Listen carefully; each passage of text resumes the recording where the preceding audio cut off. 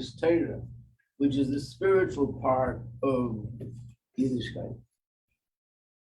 Lost love, but in the future, when the Tchis HaMesim, when the Hashem will be together with the Guf, then what will be revealed is the Gila L'Kuz that comes from mitzvahs. The godliness in mitzvahs will be revealed. And Kivin Shekim HaMitzvahs of B'chol Yisrael Canal, being that mitzvahs is something which every Yid is part of, like we learned before, that Afilu Pershi Yisrael, even those who are considered sinners, nevertheless, they also have mitzvahs. Everyone has mitzvahs, because that's something practical that you do with your physical body. So being that mitzvahs are connected to Kol Yisrael, Kol Yisrael Yeshnam Chelik L'Olam Haba. Torah is not Kol Yisrael. You can't say that every Yid has knowledge of Torah. If they didn't study Torah, they have no knowledge of Torah. They never studied Torah. But mitzvahs, even someone who in his mind is not observing mitzvahs, also is Malay in mitzvahs Karima.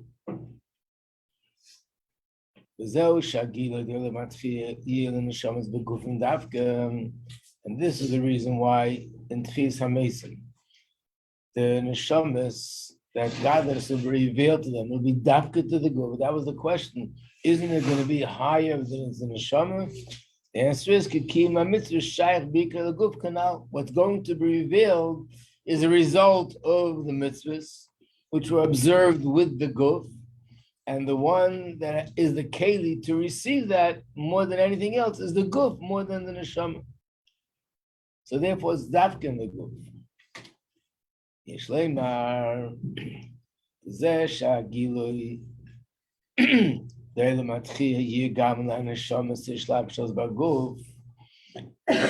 fact that this will be revealed when Mashiach comes doesn't just the guf will benefit. Of course, the neshama will also benefit. If you compare this to the words of Chazal, Godel Talmud maybe the Demaisa. Famous story in Gemara that there was a big discussion which is greater, whether Torah is greater or mitzvahs are greater. And then they, like everything else in halacha, in the Sanhedrin, they would always ask everyone to give their opinion. And the ruling was according to the majority of opinions. So it says, Nimnu G'gamru, which means they counted and they concluded that Torah is greater. But what's the reason why Torah is greater? Talmud Gadol Shemevi L'Dei Maisa, because Torah leads to action. Not the Gadol is the Torah. What does that mean? Torah is greater because it leads to action. So the fact that Torah leads to action, that makes Torah greater than it is in its own right. Whereas normally Torah is greater than mitzvahs because Torah is more ruchnius, and mitzvah is just a physical act. How could you compare just a physical act of eating a matzah to something like learning and understanding the deepest depth of Torah, questions and answers and halachas and so on? But the reason why we're saying that Torah is greater is not just because it's spiritually, there's more spirituality in it, but because it leads to action, which means that the fact that the Torah leads to action makes the Torah on a much higher level. Same thing with the neshama and the guf. The guf is the one that has this advantage, but because the neshama is the one that gives life to the guf, the neshama now has the advantage of the guf. In other words, what it's going to be revealed when Mashiach comes, which is because of mitzvahs and because of the guf, but as a result of that, the neshama will now be on a much higher level than the neshama could be in its own right.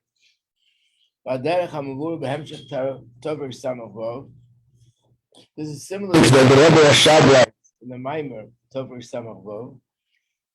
The kasher limud b'negei lifsek b'psak din b'pel mamish ozumi agei atzma yosef b'ol amkus yusei b'ha'inyin. The Rebbe Rashab in the Maimer explains that actually when a person is a Rav, is supposed to give a psak halacha, it should be something pretty scary. You're going to give a ruling, whether this is kosher or not, whether this is permissible or not, And this person or these people are now going to lead their lives based on your ruling. And what if you're a little bit off? Chas v'shalom. If you're a little bit off, it's not just that you did something wrong. Sometimes you're not confident about what you yourself did, what you yourself are doing. But here you're talking about other people. You're causing other people to sin. So it's a pretty big responsibility to do that. So the Rebbe Rashab writes, the fact that the person who's giving this halachic ruling is a Yer Shamayim, and therefore he has this fear of heaven, he's afraid to chas v'shalom make a mistake, and he has this very strong desire that the ruling should be according to halachic correctly. That in itself will guide his seichel, his intellect, that it'll go in the right direction. It won't deviate from what's emes. In other words, if the Torah wouldn't lead to action, it wouldn't have that effect on him. I remember hearing once about a certain Rav, he gave a hechsher on a bakery in the neighborhood where I lived. He had a custom that he would go in at least once a week or maybe more days and take the food from this bakery and eat it himself. In other words, if he's eating it himself, that'll sort of be more pressure on his brain to make sure that there's no mistake. Sometimes you give a halacha for someone else, okay, do it like this. But if it means it's going to involve me and my life, you're just a little bit more serious about it. So when a person knows that giving a halachic ruling, which is not emes, you're going to be, God forbid, ruining someone else's life, if you really have that fear of Hashem and you're concerned about it, that pressure will lead my seichel to go in the right direction and not to deviate and to make a mistake. So that means that when we know that learning leads to action, the learning is enhanced, the learning is better. That's a very simple technical explanation. But on the other hand, beruchnius, it means that learning is ruchnius, so therefore it only brings down and connects to the light of Hashem. Mitzvahs are gashmias, and the guf is connected to the essence of Hashem. And as a result of that, not only the guf has that advantage of essence, but now the neshama has the advantage of connecting to Hashem's essence. But how? Through the guf's observance of mitzvahs. So when Mashiach comes, the main thing is going to be the guf, but the neshama will benefit from it as well. This is similar to the story with the Frierdiker Rebbe. There's two stories, and one of them fits more into what we're talking about. Yeah. When you said that, the Torah is ruchnius and that's Hashem's light, and then the mitzvahs are like the gashmis and the guf and Hashem's essence. So, what light of Hashem is it? Basically, when we talk about mitzvahs bringing down Hashem's light, it's the Erd of Atzilus. All mitzvahs are connected to the world of Atzilus, which is the highest of all the worlds, and we draw that down when we do mitzvahs. What about when we learn Torah? Is that also our When we learn Torah, of course, when we do mitzvahs and we learn Torah, but mitzvahs has the advantage that we can connect to the essence of Hashem. our insight? Yeah. It'll say Ern Sof, it'll say the essence, it'll say Keser, it's all the same family. It was once a sheikhet, someone that his occupation was to be a sheikhet, to slaughter the animals according to Torah. And one day it just got to him that the laws of shechita are very complicated, very detailed. Things have to be very exact. And if there's something a little bit off, it could be trade. You know, for example, the halacha that the knife that is used has to be smooth. And if there's a little bump, a little dent, and how little, you're supposed to take your fingernail and move it over the knife. And if the fingernail detects a bump or any side of like crack, not smooth, it's straight. Which means the animal that you shecht is straight. Why? Because that's the halacha, it has to be straight. The simple reason is because it's less pain for the animal. If a little bump, it slows down the process, even a masharu, and that's already not good. But he thought of it, and when you slaughter one cow, it's not for one person.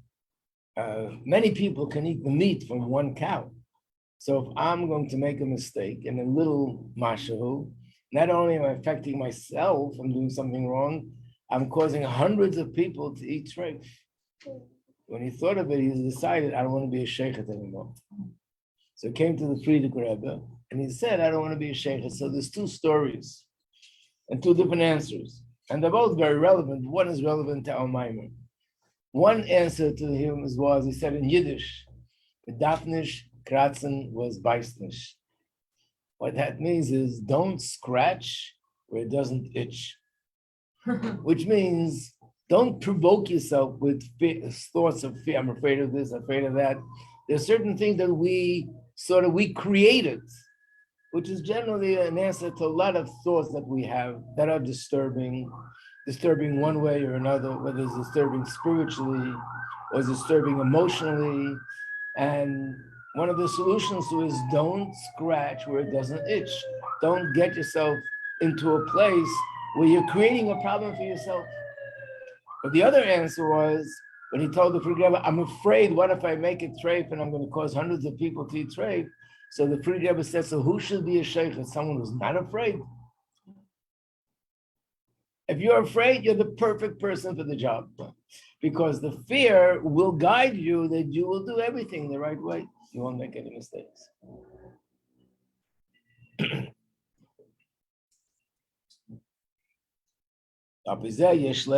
Based on all this, we can say that the advantage of Torah in the future, which is Terosh HaMashiach, Shnei Inyonim. So we know that when Mashiach comes, he's going to be teaching Torah, and that Torah that he's going to be teaching is something which is unique. It's never been here in this world before, which means even the Tanoim and the Amoraim, these are the masters of the whole oral Torah, the greatest tzaddikim, and even Moshe Rabbeinu will be listening to what Mashiach is going to be teaching, because Hashem is going to reveal new insight in Torah. But there's two things about Torah Mashiach. One, first of all, whatever Torah has to offer in itself, now during the time of Golus, we can say it's not completely revealed. Because of Golus, nothing is completely revealed. Everything is revealed in a limited way. There's still something missing. The mere fact that we're in Golus, nothing is complete. If godliness is not revealed completely, so it's not revealed anywhere completely, as same as with Torah. But and then there's a second advantage. So when Mashiach comes, all the light that is found in Torah, all the godliness that's revealed in Torah will be revealed fully. There'll be nothing holding back. No filters, as they say today. Then the second thing is that Torah will have another advantage, and that is Torah will also bring with it that which mitzvahs offer. What does that mean in simple words? It's that we said this last week, that the truth is right now, when we do mitzvahs, we're also drawing down Hashem's essence, but we don't feel it. The difference between Torah and mitzvahs is when you learn Torah, Hashem's wisdom, you're conscious. This is a question, this is an answer, this is a perspective, this is a way of looking at things. I have in my head Hashem's wisdom. It's openly something which is something that I can relate to. When you do a mitzvah, it's a physical act. You don't feel godliness. You don't see godliness in it. You know that Hashem wants me to put my tefillin on. He wants me to eat matzah. He wants me to take a lulav and esrog and shake it. And why? Because the essence of Hashem can be revealed. The essence is something which is within itself. When Mashiach will come, we'll have both things. It'll be the essence of Hashem, and it'll be totally revealed. So that's what he's saying about Torah. Torah's godliness revealed, but because it's connected to the essence of Hashem, so we'll also see through the Torah how the essence of Hashem will be revealed in Torah study, just like through mitzvahs. And the same thing will happen with the neshama and the guf. The neshama itself is so much greater than what we know, what we feel today. Mashiach will come, the true source of the neshama will be revealed. So in addition to the fact that the neshama, the way it is in its essence, will be revealed, in other words, when we talk about the neshama, we say there's yechida, there's so many deep levels, but we don't feel all this. We just know that it's there. When Mashiach comes, we'll feel it. Like a tzaddik feels it today, we'll feel it then. In addition to that, the Kabbalah neshama gamagilu demailas haguf. The fact that the guf source is higher than the neshama, which we learned about, that the source of the guf is even higher than the neshama. It's from Hashem's choosing from his essence. Now the neshama will be able to have that connection through the guf.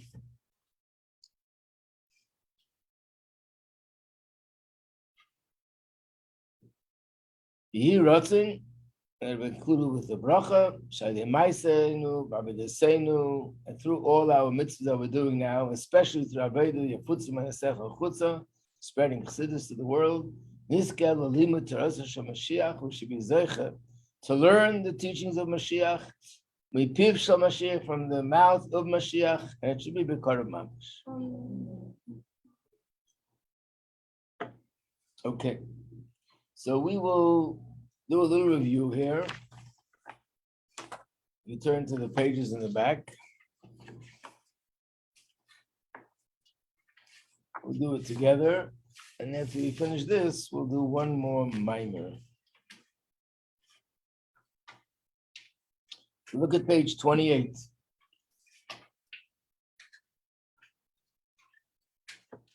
Short little questions, but it'll help us review the mimer. Let me see how he's doing now. He wasn't feeling well before. Wasn't giving me information that I needed. And he's still not. I guess iPhones also need coffee. Ruch needs a good coffee. Oh, there it is. The Gashmas a good coffee would ruin it. Oh, Baruch Hashem. No. Baruch Hashem anyway. Oh, Hashem, okay. Let's just check everybody. Oh, the Barufka is not here today? I guess not. Okay. I want to tell you, she did great. Usually girls become callous. You don't see them weeks before. She was here till the last day.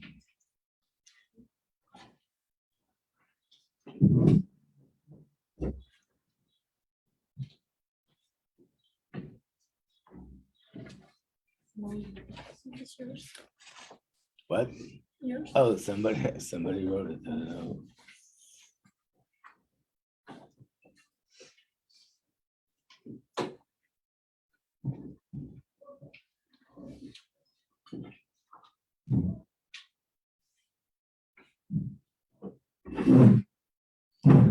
Okay. So let's start with page 28. We'll go through the questions. What's the answer to the first question? What is the meaning of the term Olam Haba in general?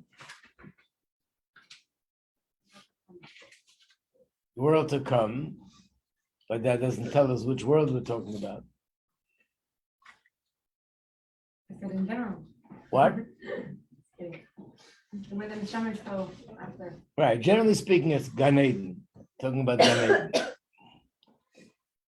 Of course, it could also mean Tchias HaMesim. Who merits Gan Eden and who merits Tchias HaMesim? What does it say in the Maimer? What? Right. Tchias HaMesim is Kol Yisrael, is every Yid. And Gan Eden is not. And Gan Eden, it depends if you merit, if you have the schus. Which time is higher? I don't know, the word would be time. It probably would be which era is higher, which experience is higher, Gan Eden or Tchias HaMesim? Right. What is the main question of this first ois? Thank you very much. So if Tchias HaMesim is higher, then how is it that not everyone can merit Gan Eden, but everyone can merit? Right. The main question in this ois is if Tchias HaMesim is so much higher than Gan Eden, how is it that Gan Eden, which is lower, not everybody could merit?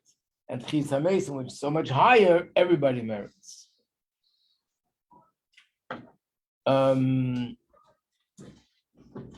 Beis. Well, I'm not sure why question number one is before question number two. It's usually the last question on the page. So let's do question number 2 first. Where do we see clearly that Gan Eden is so much higher than this physical world? What?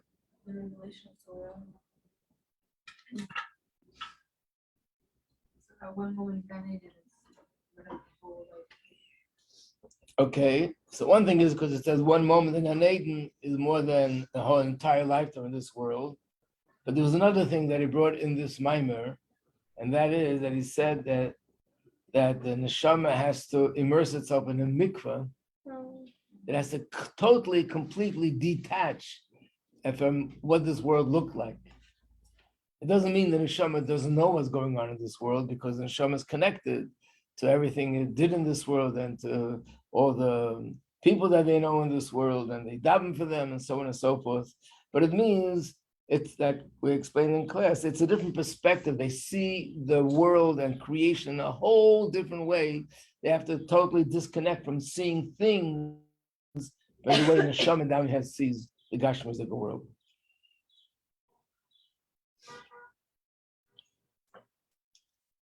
To give maybe an example, there's a story with the Rabbi Marash. At one time, he wasn't feeling well. Tzemach Tzedek had to come to him and visit him until he should feel much better. What was it? What wasn't he feeling well? That he saw how everything in the world is totally batel to Hashem, and just couldn't see the world the way we see it. Big problem. In other words, just like the neshama l'mayla sees everything batel to Hashem, and the neshama up there has to do somersaults to understand how could people not see it. So basically, tzaddikim sometimes when they're down here, they see so clearly the way the world is batel for Hashem that they can't even see the other perspective, and they have to work hard to be able to see this perspective.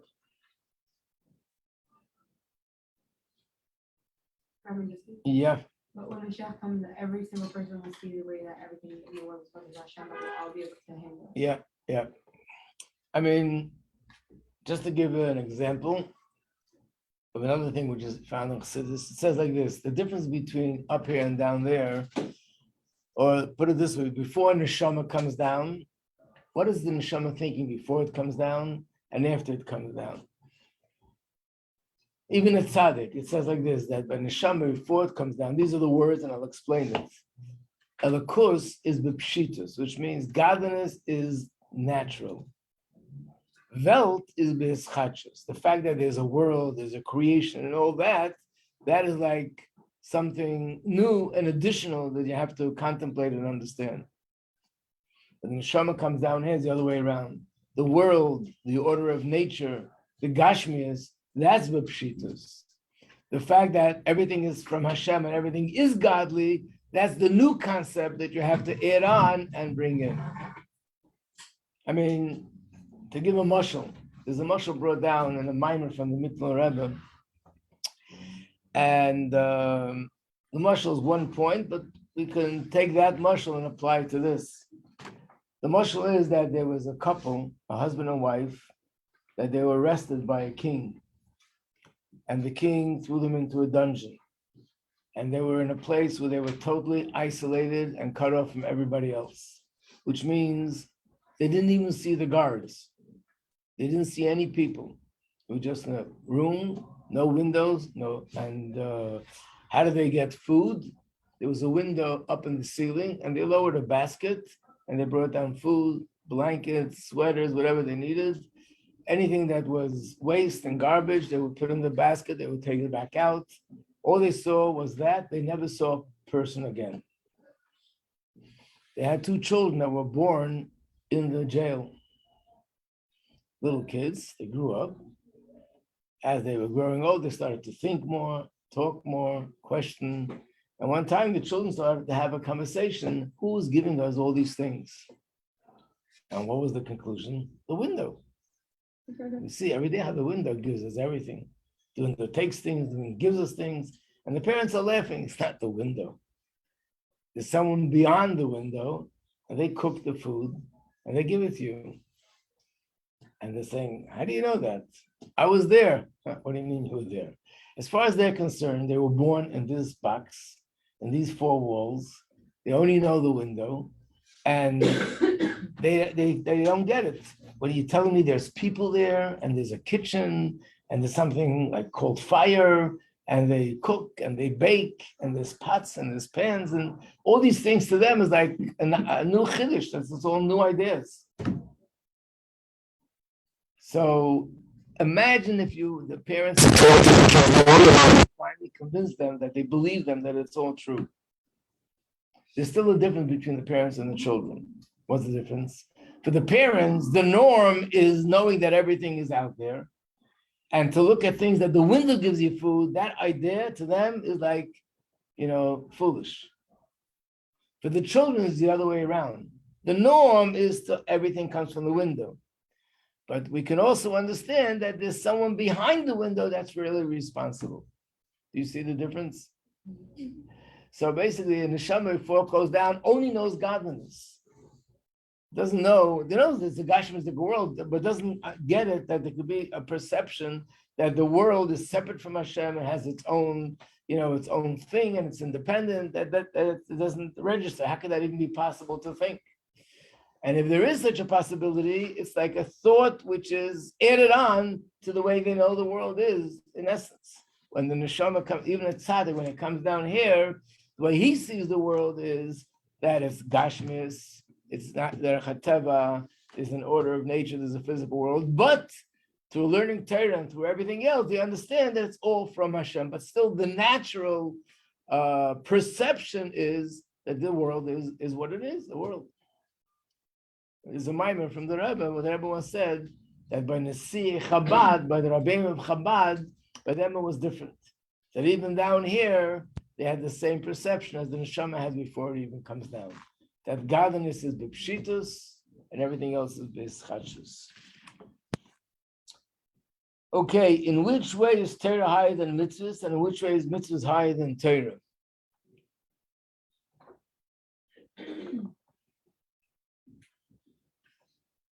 In terms of spirituality, there's more spirituality, more ruchnis in Torah study than there is in mitzvahs. You understand, has an impact on your brain, and there's something that changes you. We understand things. A different understanding of the world, of life, of everything. It's all a result of Torah. But you're not having the essence of Hashem. Mitzvahs, the advantage of mitzvahs is that through mitzvahs you connect to the essence of Hashem. But on the other hand, things are not revealed. In which way is the neshama higher than the guf, and in which way is the guf higher than the neshama? The same thing. The neshama sees and feels and experiences godliness in a conscious way. The guf doesn't get it. The guf is very gashmis. But the source of the guf is higher than the source of the neshama.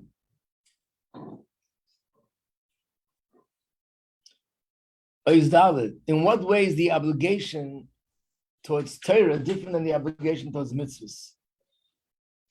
Somebody help me out. I'm talking too much. Yeah. So everyone is obligated the same in mitzvahs, but not everyone is the same as well. Right. So why is it that every yid has mitzvahs, but not necessarily every yid has Torah? That's the second question. Why does it say that afilu peish Yisrael malei mitzvahs kariman, but we don't find that with Torah? Like, even if we don't know that we're doing mitzvahs, but we're doing it. Like every legal thing, if we're helping a friend, if you're doing that. Right. There's mitzvahs on Ma'aseh B'Peil. Again, this is something that people have a hard, without Chassidus, have a hard time to relate to. Imagine I'm doing a mitzvah, but I have no idea it's a mitzvah. I have no idea it's Hashem said to do it. Like I gave you the example, tzedakah, kibbud aim. You do things and it's a mitzvah, but you have no concept that you're really doing a mitzvah. You don't believe in mitzvahs. You don't even want to do mitzvahs, and yet you end up doing mitzvahs. So what that means is because people can't relate to the idea that it's a mitzvah, even though I'm not connecting to Hashem. But a mitzvah means that it's like turning on the switch. Whether you do understand or you don't understand, makes no difference. If you take your finger and you turn on the switch, the light goes on. So mitzvahs, whether you do understand, you don't understand, you're still connecting to the Eibishter. You're doing an act, which the Eibishter said that if you do this, you connect to me. Hey, why will every Yid merit Chis? What's the conclusion of the Maimer? Why every Yid will merit Chis HaMeisim and not necessarily Gan Eden? Because Chis HaMeisim is connected to mitzvahs. And that's why it's the guf. And Gan Eden is connected more to Torah. So Chis HaMeisim is the time when the essence of Hashem will be revealed. Gan Eden is the place where the light of Hashem is being revealed. The light of Hashem, not everybody's connected to. The essence of Hashem, which is connected to our guf, every person has a guf, and every person is connected to the essence of Hashem. What is unique about the teaching of Torah that Mashiach will teach? Basically, he brought out that this last thing we just learned today, the answer to this question would be that in addition that we'll see Torah in the most complete way like we've ever known, Torah will also adapt the advantage of mitzvahs, which means Torah will also connect us to the essence of Hashem. And that's like the neshama and the guf. Even though the guf is lower than the neshama is higher than the guf, nevertheless, the neshama will take on the milas of the guf because it's connected to the guf. In fact, that's the reason why the neshama went into the guf in the first place. Okay, then in the back, you have this little chart, which I showed you. There's all the differences. Just to get, this chart is the summary of the whole Maimer. If you have anything to add or questions, please feel free to do so. To like bet until do the Yarma. What is what? Wait, which page are you looking at? 30. I'm going to do page 30 now. Let's do page 30. These are the terms. These are the terms, Hasidic terms. So let's go through it. Olam Atchiyah. We just said it about 100 times, so 101, the era of Tchis HaMeisim. What's the difference between number 2 and number 3? Gan Eden HaTachten, Gan Eden HaElyon.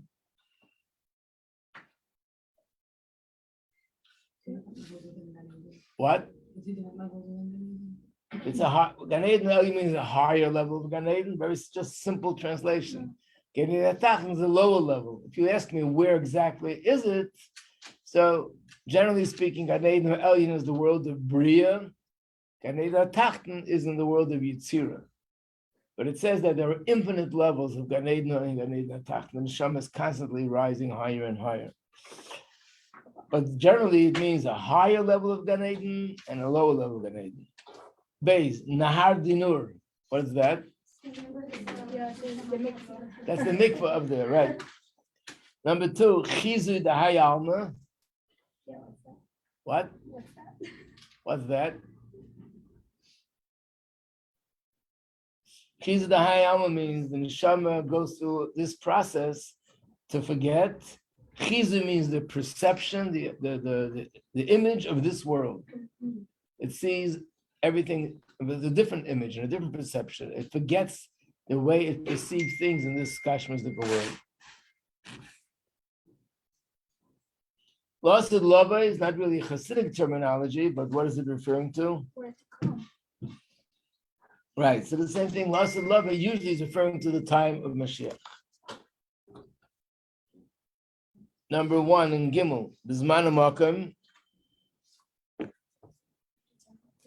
it like an exact translation it's supposed to be? This is exact translation, but what is the connotation? Zman and Makom. That like mitzvah that you can do, let's say mitzvah you can do like in every time and in place, like whenever you want, and like Torah you cannot study all the time. That's true. It says that in the Maimer, but the reason why I put it down as a term is because it says in Chassidus that the definition of finite, of a limited mugbal world is manamokim. The fact that there's time and there's space, that defines it as limited. Milo atzmis, Okay, this is not such a common. I only want to use terms that are more common. My latzmus means an advantage that comes from the essence. Mayatzmusay also means from Hashem's essence. What's next page? Page David, not page. I think it's also on page 30. Yeshve oil and bali asakim. What do those two terms mean? Yeshve oil and bali asakim. Someone who sits and works and someone who is. Right. Yeshve means someone who's in the tents of Torah. Bali asakim is people who are in Parnasa. Number 3, Perik Echad Shachas, Perik Echad Arvis. What does that usually imply? Yeah, you can have the minimum of it.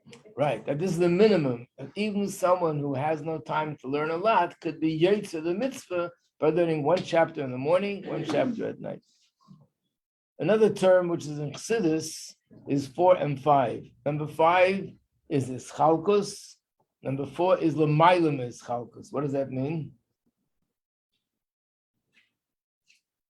What does chelik mean? Right, division, parts. Ischalkus means something that has parts, which means finite, limited. Lemailim Ischalkus means there are no parts. There's no chalokim because it's something which is infinite. The mitzvahs, when they talked about the mitzvahs. Right, mitzvah is Hashem's Ratzon, and Ratzon has no parts because it's Ein Sof. Number 6, Giluyim. That's a word came up a lot in the Maimer. Giluyim means what? Right, the light of Hashem, not the versus light versus essence. And Bchira Atzmis means Bchira that comes from the essence. Gadol Talmud Shemevili De Maisa, which means the greatness of learning is that it leads to action.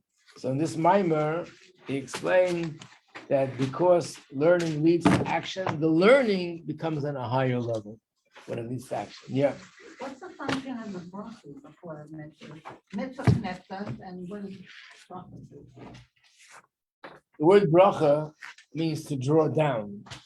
And by pronouncing the bracha verbally, we bring down that the light that I'm bringing through the mitzvah should be more revealed. Yeah. What? When does that happen? Happen after the When does that happen? No, probably it's part of the process. I'm not sure at which point, but throughout the process, probably.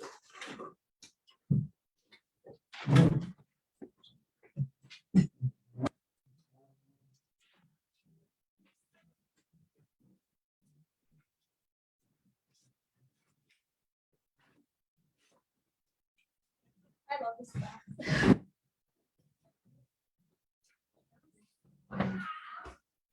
I love every class.